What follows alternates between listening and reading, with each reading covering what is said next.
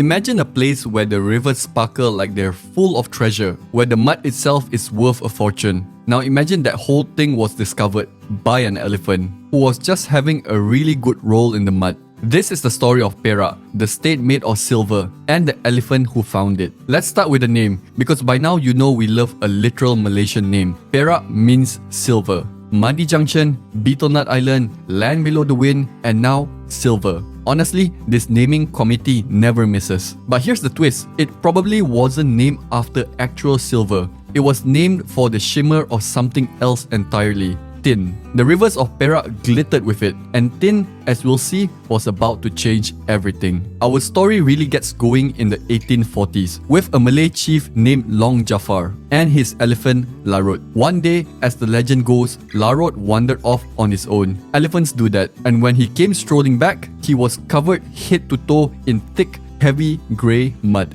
But Long Jafar noticed something odd. This mud was unusually heavy and it glittered. It was packed with tin ore. Somewhere out there where Larut had been happily rolling around was a rich deposit of tin just sitting in the ground. The elephant had, by complete accident, struck the jackpot. Best elephant ever. They even named the whole area Larut after him. So the elephant didn't just find the fortune, he got a region named in his honor, Legend. Word of Perak's tin spread fast, and the rush was on. This was the 1800s, and the whole world was hungry for tin. It was used for everything, especially for tin cans, which were booming. Thousands of miners, especially Chinese immigrants, poured into Perak to dig. Tiny villages exploded into busy mining towns almost overnight. Places like Taiping and the Kinta Valley became some of the richest tin grounds on the planet. And remember episode 1, how the tin upriver helped create Kuala Lumpur? Same rush, same metal.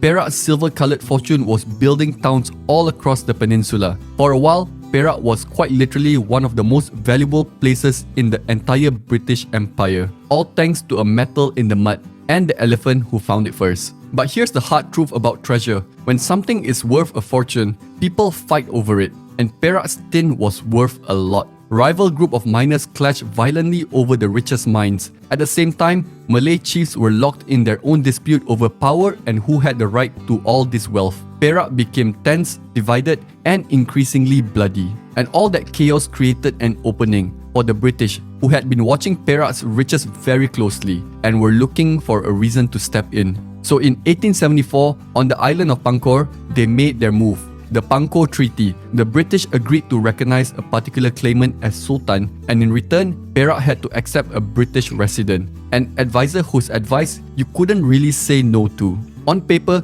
the Sultan still ruled. In reality, the British resident now controlled the real decisions, the taxes, the tin, the money. It was a clever system. Keep the local ruler in place but pull the strings behind him. The first resident, a man named J.W.W. Birch, pushed hard and fast, and he badly underestimated how much anger he was stirring up. In 1875, he was assassinated. The British response was swift and heavy, and the rebellion was crushed. It was a tragic, violent chapter, and it mattered far beyond Perak, because this resident system, born here, became the British blueprint for controlling state after state across the whole peninsula. What happened in Perak shaped the future of the entire country. The tin eventually ran low, and the Great Rush faded, but it left behind grand towns like Ipoh, beautiful old buildings, and a landscape dotted with the lakes and hills the mining created. From a glittering metal in the mud, Perak built one of the most important chapters in Malaysia's history, for better and for worse. So that's Perak, the state named for silver,